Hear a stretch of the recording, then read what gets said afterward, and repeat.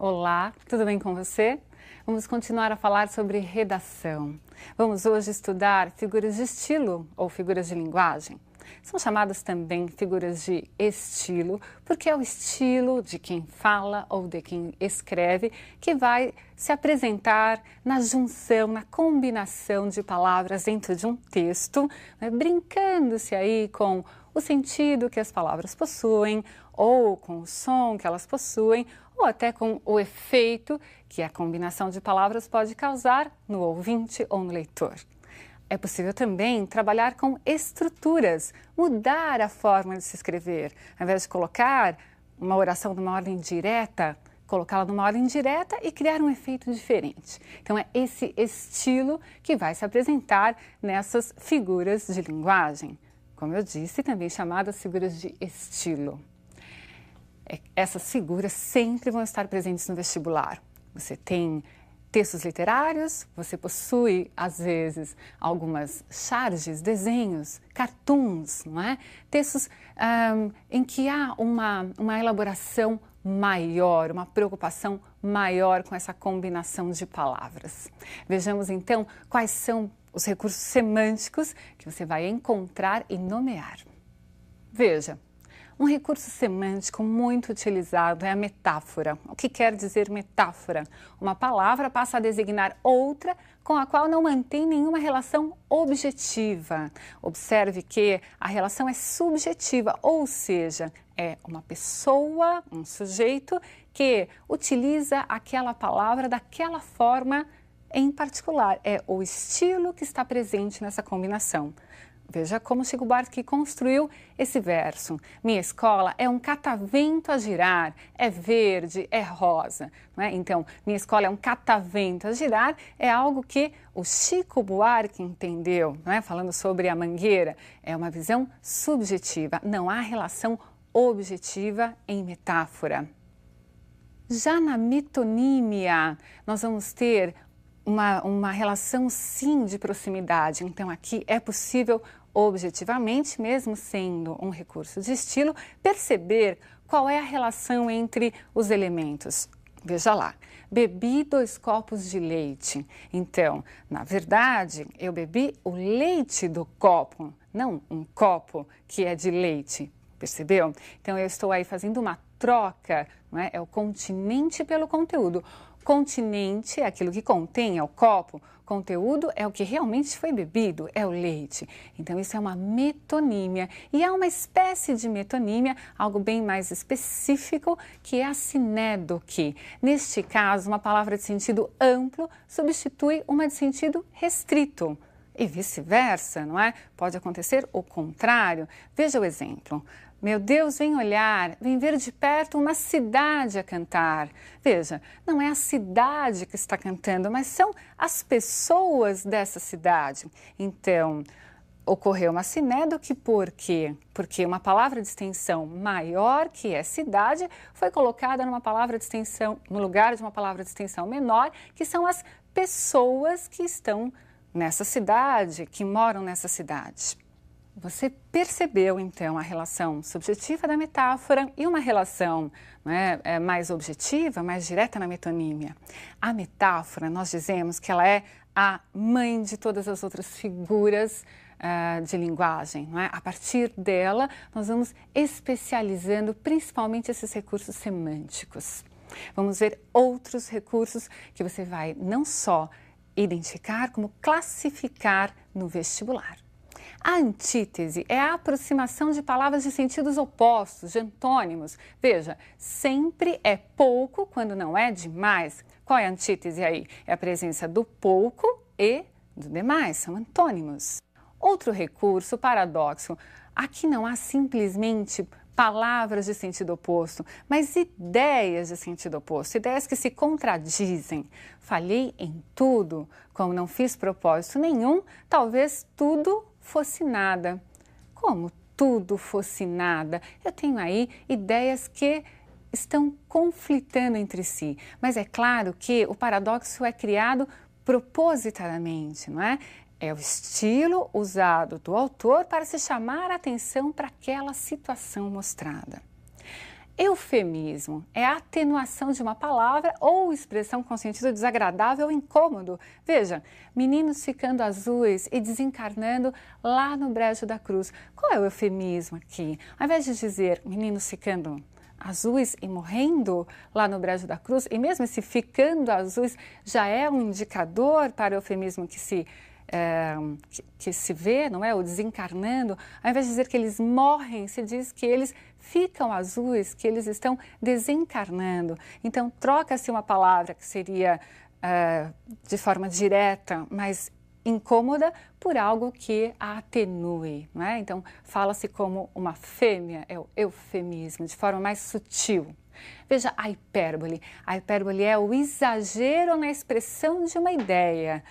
A hipérbole vai aparecer em muitos textos literários, principalmente em textos poéticos. E se você quiser se lembrar de um trecho muito famoso, lembre-se de trechos falando sobre o amor da Inês de Castro e do Dom Pedro no episódio lírico de Os Lusíadas.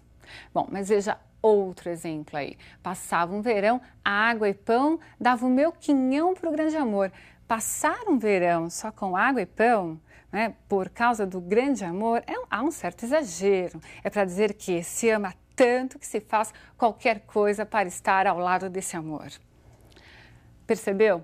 Eu falei dessa história da Inês de Castro e do Dom Pedro porque se diz na narrativa dos Lusíadas que a Inês era tão apaixonada pelo Dom Pedro que ela falava tanto o nome dele que até as florzinhas por onde ela passava sabiam o nome do seu amado. Isso está lá nos Lusíadas, para você ter uma ideia de como esse recurso pode ser utilizado em poemas e mesmo em textos em prosa. Vejamos mais alguns recursos que você pode classificar e identificar na sua prova vestibular.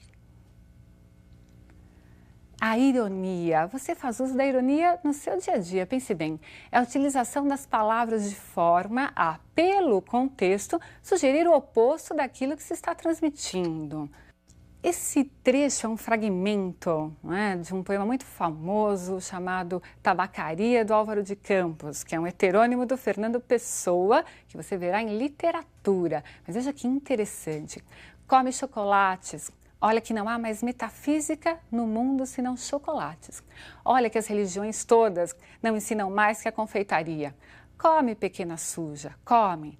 Ele está ironizando a situação, não é? Dizendo, você está comendo chocolate e não está pensando em absolutamente nada, não é? E esse pequena suja nos indica que ele não está dizendo para que ela coma chocolate e sinta prazer, não é? Em comê-lo. Você percebeu essa ironia? Assim como você diz para alguém, nossa, como você está gentil hoje, quando alguém fala de forma mais agressiva com você. É o contexto que vai revelar a ironia. A gradação é encadeamento de palavras ou expressões de forma crescente ou decrescente, segundo seu sentido. Sentido de quê? Sentido das palavras ou expressões. Outro trechinho de um poema do Álvaro de Campos. Sou o intervalo entre o que desejo ser e os outros me fizeram. Ou metade desse intervalo, porque também a vida, sou isso, enfim. Veja, ele diz que é o intervalo e diz que é metade desse intervalo e depois se reduz a um mero isso, não é? Então há aí uma gradação de ideias. A gradação pode ser só entre palavras, não importa. Importa que você perceba essa intenção de se ampliar ou de se reduzir uma ideia no texto. A personificação ou a prosopopeia, não é? Esses dois nomes aparecem para designar uma figura de linguagem que consiste na atribuição de características de seres animados a seres inanimados ou irracionais. Veja, o vento canta para ninguém. O vento não canta, quem canta são as pessoas. Então eu tenho uma atribuição de uma ação cantar a um elemento que não canta. Eu posso ouvir o som do vento, mas dizer que ele canta é personificá-lo, é dar vida a esse vento. A catacrese. A catacrese é, na verdade, uma metáfora que se cristalizou, quer dizer, que se fixou no vocabulário pelo uso. Usou-se tanto que passou a designar uma própria coisa. Então, veja lá, eu tenho a asa da xícara quebrou.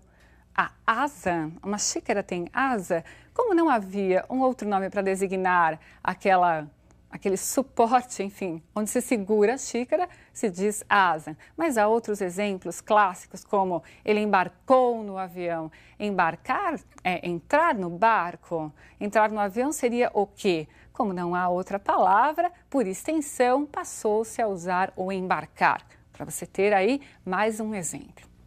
Muito bem, vamos ver também alguns recursos sonoros. Então é possível trabalhar com a sonoridade das palavras, às vezes repetindo consoantes, outras vezes repetindo vogais, outras vezes só reproduzindo os sons. Vamos ver as definições e os exemplos. A literação é a repetição intencional de uma mesma consoante. Então veja, é um fonema consonantal. Passará, tem passado, passa com sua fina faca. Veja aí que pela repetição do P e do S, não é? Tem essa ideia de algo que está deslizando, de algo que está passando, essa ideia, não é? Canalizando, enfim. Assonância é a repetição de uma vogal. Olhe lá, sou Ana da cama, da cana, fulana, bacana, sou Ana de Amsterdã. Veja quantos as estão presentes aí nesses versos do Chico Buarque. E outra figura de linguagem que você vai observar é a onomatopeia. Então é a tentativa de reprodução de sons e ruídos. Mais um trechinho do Álvaro de Campos. Por isso que, sei lá o que é, vai, passa, como um ligeiro estremecimento. E aí ele usa a onomatopeia, não é? O tá, tá, tá. Esse T repetido não é uma aliteração, mas é a intenção de falar, de mostrar o estremecimento, não é? Vejam que ele usa um T, um traço, outro T, dois traços, outro T, três traços, até chegar lá ao T reticências. O volante dentro de mim para.